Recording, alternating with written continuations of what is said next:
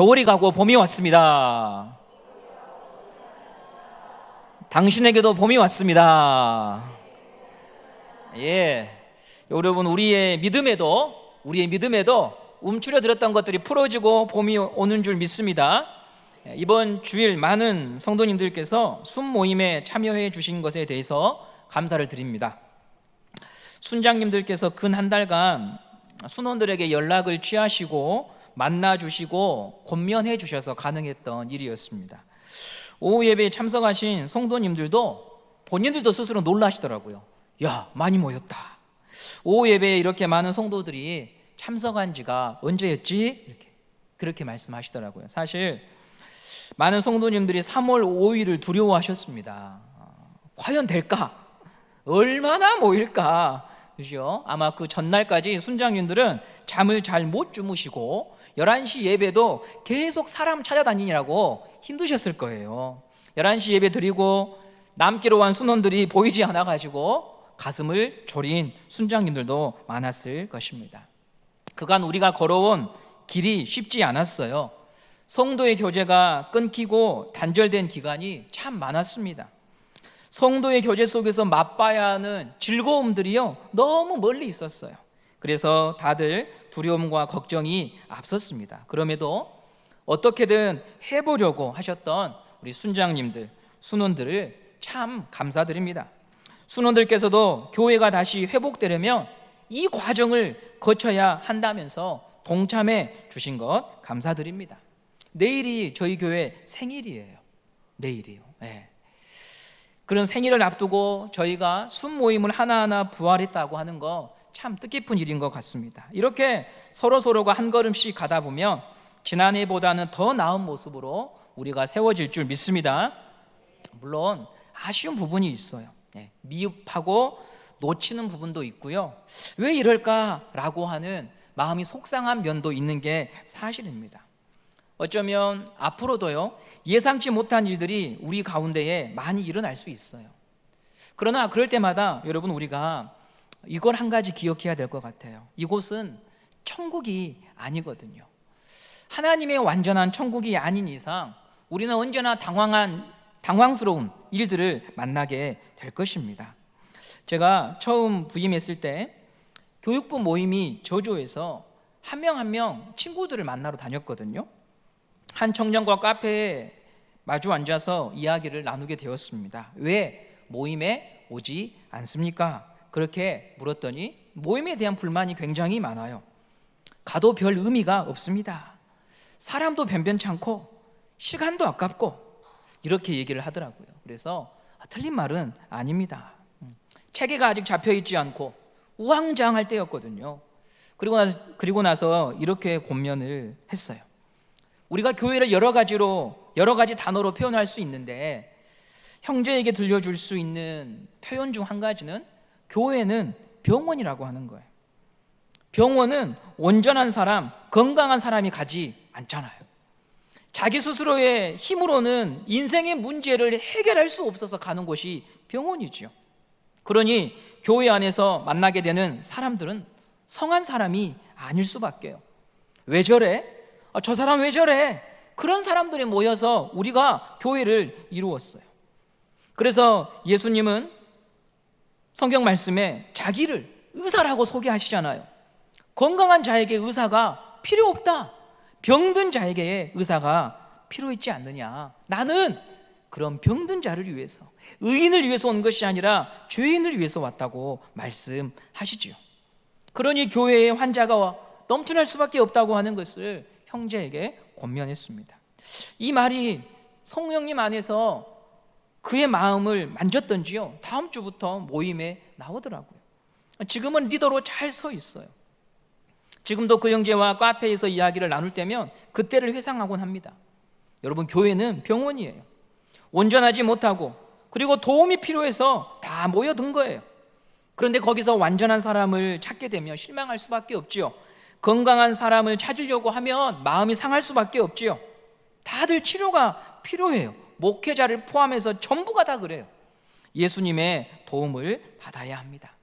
다만 좀 더 건강한 사람이 더 약한 사람의 필요를 채워주면서 우리는 같이 갈 뿐입니다.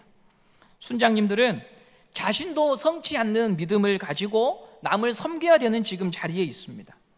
그런데 우리가 섬겨보면서 느끼게 되고 고백하는 것은 뭐냐면, 내가 하는 것이 아니라 주님이 의사 되셔서 고치시고 회복하신다고 하는 것을 우리가 알게 되지요. 내 생각대로 내 열심대로 되는 것이 아니었지만, 그러나 주님께서 의사 되셔서, 주님이 교회를 사랑하셔서, 주님이 교회를, 성도를 사랑하셔서 주님께서 나를 사용하사 그 일을 이루어 가신다고 하는 것입니다. 교회의 주치의는 예수님이십니다. 우리는 그분이 내려주신 처방을 따라서 순종하고 갈 뿐인 거예요. 환자와 싸우면서 시간을 허비할 수가 없어요. 아픈 사람들끼리 언쟁해서 병이 나을 수가 없지요. 우리가 주목해야 될 것은 주치의 되신 예수님이 나에게, 우리에게 어떤 진단과 처방을 내려주시는지, 거기에 우리의 모든 귀와 마음이 쏠려 있어야 하는 것입니다. 그래서 여러분, 예수님의 말씀을 잘 들을 수 있는 성도가 되시기를 바랍니다. 잘 듣는 것은 청력의 문제가 아니에요. 그죠? 청력이 좋아서 잘 듣는 게 아니에요. 마음의 문제예요. 우리 마음이 높아지지 않도록 항상 경각심을 가지고 하나님 앞에서 점검해야 돼요. 좀 전에 건강한 자는 의원이 쓸데없고 병든 자에게라야 쓸데있다고 하신 예수님의 말씀을 나눴어요. 이 세상에 예수님 앞에서 나는 건강해라고 자부할 수 있는 사람이 없거든요. 그런데 예수님이 건강한 자에게는 의원이 쓸데없고라고 하는 말씀을 왜 하셨냐면, 예수님이 보신 세상 속에는 사람들 가운데 나는 건강해, 나는 도움이 필요하지 않아 라고 하는 높은 마음을 가진 사람들이 굉장히 많았어요. 이 사람들은 예수님이 주치의가 아니라 자기가 자기 자신의 의사가 되어서 자신의 인생을 진단하고 처방했지요. 그러니 예수님의 이야기를 들으려고 하지 않았어요. 마음이 높으면 거기에는 항상 다툼만 있어요. 환자가 환자를 향해서 서로 진단과 처방을 내리고 있기 때문에 낫지 않고 병만 키워갈 수밖에 없는 거예요. 다투는 사람들의 특징을 보셔요. 내가 다툴 때 어떤 자세인지 보세요. 예수님이 거기에 없어요. 환자가 환자를 진단하고 처방하면서 더 악순환이 일어나는 거예요. 그래서 신앙생활의 가장 큰 적, 끈질긴 적은 내가 내 인생의 주치의가 되고자 하는 그 마음이더라. 이건 정말 끈질긴 본성이에요. 이제는 좀 내가 여기에서 벗어났다 싶은데 어떤 사안이 불거지면 내가 주치의가 되어서 이것을 진단하고 처방하려고 하는 시험들이 계속 밀려옵니다. 우리만 그런 건 아니고 예수님도 이 시험을 받으셨어요. 육체를 입고 사셨기 때문에 사단으로부터 이 시험을 받으셨어요. 첫 번째가 여러분이 잘 아시는 광야에서 시험 받으신 예수님의 모습을 기억하실 겁니다. 사단이 40일간 굶주렸던 예수님을 향해서 돌을 떡으로 만들어 보라고 하잖아요. 저와 여러분에게는 이것이 시험이 되지 않아요. 돌을 떡으로 만들 실력이 없거든요. 우리는 떡을 만들려면 방앗간에 가서 쌀을 맡겨야 떡을 만들고 떡을 먹는 거죠. 그런데 예수님에게는 이게 시험이에요. 왜? 하실 수 있기 때문에, 만드실 수 있기 때문에 예수님에게는 이것이 시험이에요. 예수님은 이 사단의 요구에 대해서 어떻게 말씀하셨는지 잘 아실 거예요. 우리 마태복음 4장 4절 말씀을 함께 보도록 하겠습니다. 마태복음 4장 4절입니다. 시작. 예수께서 대답하여 이르시되 기록되었으니 사람이 떡으로만 살 것이 아니요 하나님의 입으로부터 나오는 모든 말씀으로 살 것이니라. 아멘. 이 말씀은 여러분 어떤 의미냐면, 나는 내가 주치의가 되어서 이 시험의 진단과 처방을 내리지 않고, 나는 할 수 있는 능력이 있지만 나의 그 능력을 아버지의 뜻에 묶어놓고 나는 가만히 있겠다라고 하시는 예수님의 선언이에요. 사람은 아버지의 뜻에 자신을 묶어두고 기다릴 줄 알아야 된다고 하는 것이죠. 만일 저에게 이런 능력이 있다고 한다면 저는 바로 증명할 거예요. 내가 누구인지 너에게 보여줄게. 이번에는 내가 그냥 못 넘어간다. 그런 길로 가려고 하는 것이 저의 본성이지요. 그러나 예수님은 바로 자신이 해결할 수 있는 그 시험 앞에서 아버지께 자기를 묶어 두시는 모습을 보여주십니다. 예수님은 사단과 싸우기 전에, 사단의 시험을 이기기 전에 먼저 자기 자신과의 싸움에서 이겼던 사람이었던 것이죠. 지난주 보았던 겟세마네 동산에서의 시험도 마찬가지입니다. 우리 마태복음 26장 42절 말씀을 함께 보겠습니다. 26장 42절입니다. 시작. 두 번째, 나아가 기도하여 이르시되 내 아버지여, 만일 내가 마시지 않고는 이 잔이 내게서 지나갈 수 없거든 아버지의 원대로 되기를 원하나이다 하시고, 예수님의 입장에서는 본인의 본성이 이 육신을 입고 있었기 때문에 선택할 수 있는 편한 길이 있었어요. 넓은 길이 있었지요. 그런데 그 선택을 아버지의 뜻에 묶어두시죠. 아버지의 원대로 되기를 원합니다. 내가 주치의가 되어서 내가 그것을 진단하고 처방하기보다는 하나님이 내리신 그 진단과 처방에 나를 묶어두기 원합니다 라고 하시죠. 우리가 무엇과 싸워야 하는지를 예수님께서 몸소 보여주고 계십니다. 가장 치열한 싸움의 현장, 이 지구상에서 가장 치열한 싸움의 현장은 우크라이나와 러시아일 수도 있지만 영적인 세계에서 보면 여러분 사실은 내 안에서 이루어지고 있는 거예요. 나와 내 자신과의 싸움, 그 싸움이 우리의 인생을 결정하는 것이죠. 우리가 먼저 예수를 믿고 그분의 권위에 순복해야 되는 이 싸움이 예배 속에서 먼저 잘 되어야 하는 것입니다. TV 프로그램 중에 금쪽이라는 여러분 프로 보신 적 있죠? 금쪽이가 아니라 금쪽 같은 내 새끼라는 프로그램인가요? 자녀를 키우신 분들은 많이들 한 번쯤 보셨을 거예요. 부모가 아이의 행동과 태도에 문제가 있다고 생각해서 상담을 신청합니다. 제가 유튜브로 하나 봤던 내용은 어떤 거였냐면, 많아봐야 6학년 아니면 중학교 1, 2학년 정도밖에 되지 않는데 무분별한 낯선 사람들과의 온라인 채팅을 끊임없이 하는 거예요, 딸이. 그러다가 어떤 아저씨가 어디로 나와라 해서 거기까지 가버린, 큰 위험을 당할 만한, 집에 가면 가족들과 대화를 나누지 않고 이 온라인 채팅에 빠져서 사는 한 딸 때문에 부모가 걱정해서 상담을 신청했습니다. 이 모든 상황을 지켜본 후에 오은영 박사가 내린 진단이 뭐라고 했냐면, 그분이 엄마, 여자 혼자의 몸으로 자녀를 키우고 있었어요. 남편이 일찍 이 세상을 떠났더라고요. 오은영 박사가 뭐라고 하냐면, 딸이 저렇게 된 근본적인 이유는 딸에게 문제가 있는 게 아니라 어머님의 태도와 자세가 딸을 저렇게 만들었다고 이야기를 합니다. 나는 딸을 어떻게든 고쳐보려고 상담을 신청했는데 거의 대부분 오은영 박사가 내리는 결론 중에 가장 중요한 원리는 뭐냐면, 부모님의 관점과 마음을 바꾸지 않는 한은 가족의 평화가 없다는 거예요. 신앙의 싸움도 비슷한 거 아닐까요? 예수님의 진단은 항상 그러잖아요. 자기를 부인하고 나를 쫓아야 된다. 너가 주치의가 되려고 하는 자리에서 내려오고 내 말을 들어야 한다. 너가 진단하고 처방하려고 하는 자리에서 내려와 하나님의 말씀에 너를 묶어야 이것이 해결된다라고 말합니다. 우리는 함께 교회를 이루고 있습니다. 여러분, 한 사람 한 사람이 교회이고 예수를 주로 고백하는 이 모임이 교회입니다. 여기 모이신 분들 중에 은성교회가 건강한 교회가 되기를 바라지 않는 분은 아무도 없습니다. 우리의 때보다도 우리의 다음 세대가 이뤄가는 교회가 더 멋있고 더 하나님 보시기에 기쁨이 되기를 원하는 성도들의 간구가 다 여기에 모여 있습니다. 그런데 여러분, 그것을 어떻게 이룰 수 있을까요? 믿음의 시험을 가져다 주는 가장 큰 싸움, 나와의 싸움을 말씀 안에서 우리가 잘 이겨내야 교회가 점점 더 나아질 수 있다고 하는 것이죠.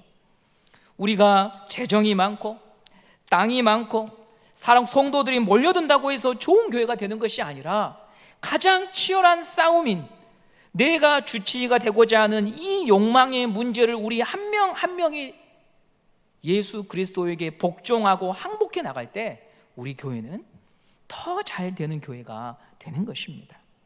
오늘 본문에 예수님이 이런 말씀을 하십니다. 우리 26장 54절 말씀을 함께 보겠습니다. 26장 54절입니다.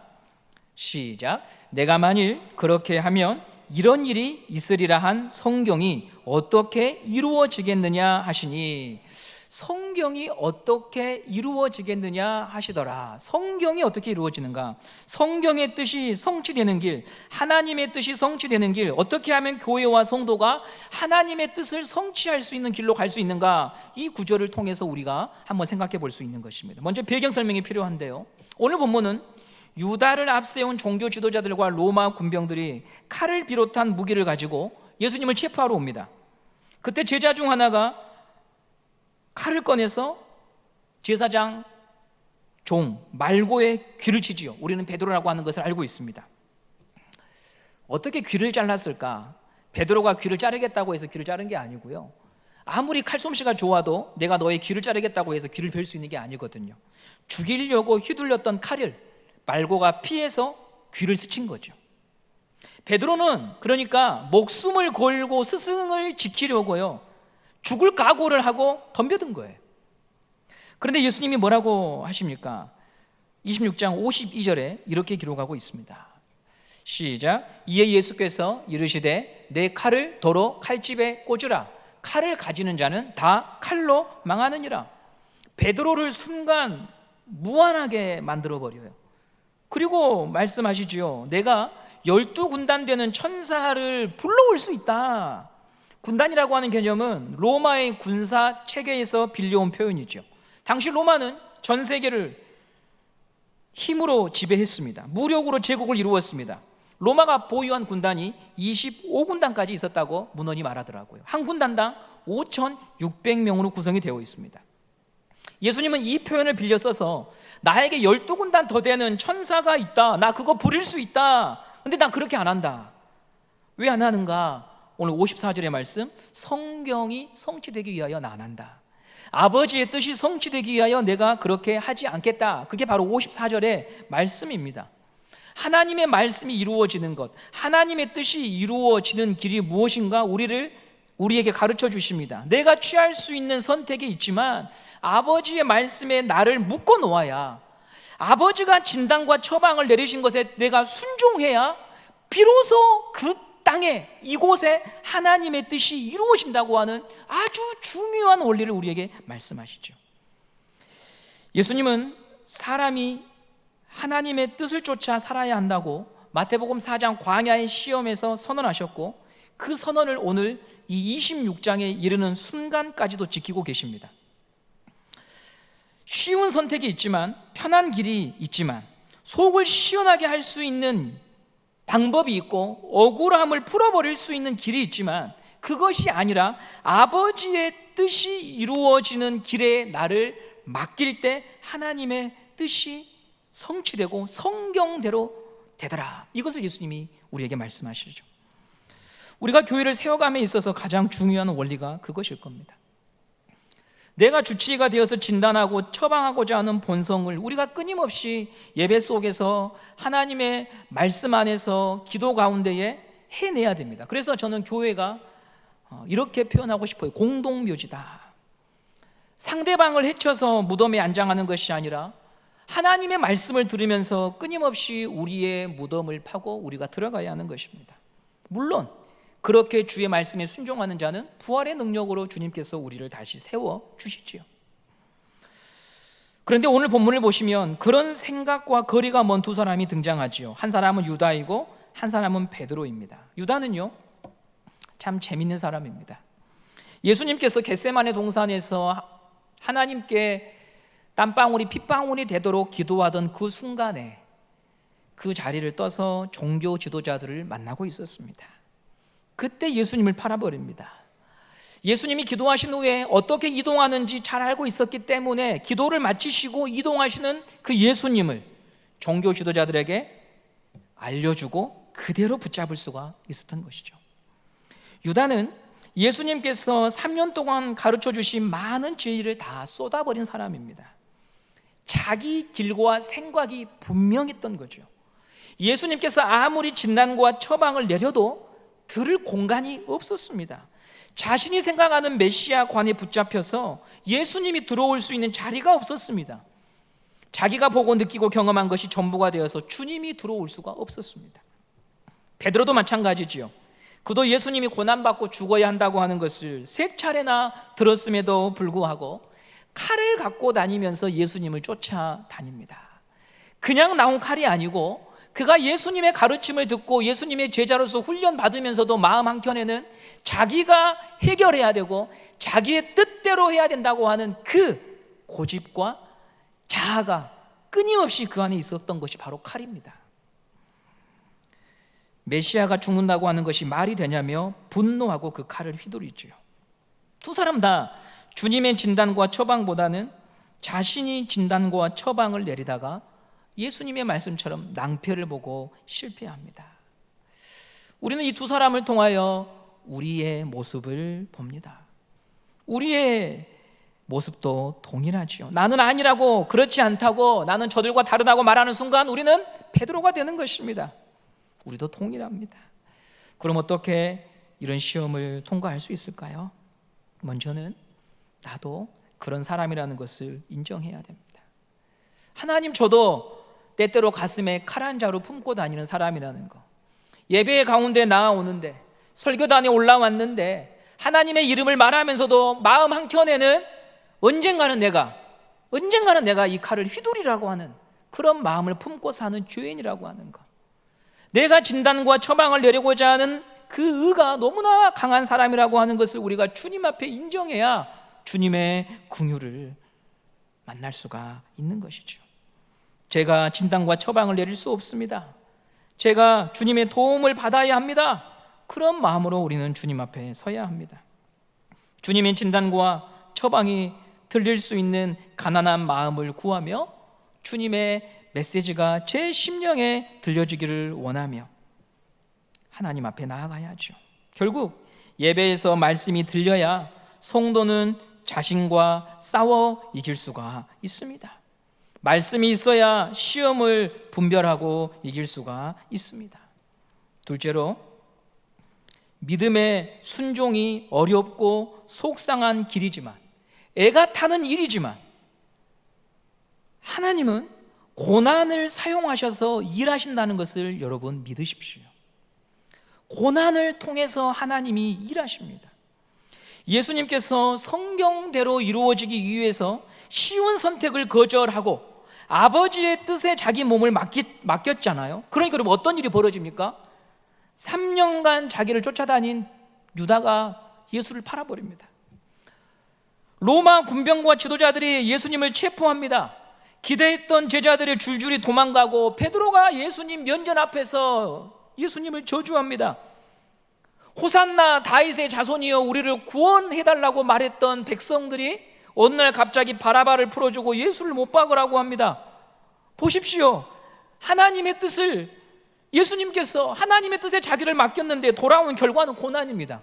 표면적으로 볼 때 딱하고 실패하고 불쌍한 인간이 되었습니다. 그런데 이 과정을 통해서 아버지의 뜻이 성취된다는 것을 오늘 예수님이 마지막에 말씀하시거든요. 56절 말씀을 함께 보도록 하겠습니다. 56절입니다. 시작. 그러나 이렇게 된 것은 다 선지자들의 글을 이루려 함이니라 하시더라. 이에 제자들이 다 예수를 버리고 도망하니라. 주님의 뜻이 여러분 어떻게 이루어집니까? 고난을 통해서요. 교회를 세워가고 아버지의 뜻을 성취하는 일에는 반드시 고난이 따릅니다. 고난을 통과하면서 말씀이 성취된다고 주님께서 우리에게 말씀하십니다. 너가 수치를 당할 거야. 너가 마음 상한 일을 만날 거야. 나에게 순종하면. 너가 교회에서 신앙생활 한번 제대로 해보려고 하면 너 나처럼 무시당할 수 있다. 너 마음 상할 거다. 그런데 그게 잘못된 것이 아니고 아버지의 뜻이 이루어지는 과정이라는 것을 내가 몸소 너희들에게 먼저 보여주니 그 길을 낙심하지 말고 따라오라고 하는 거예요.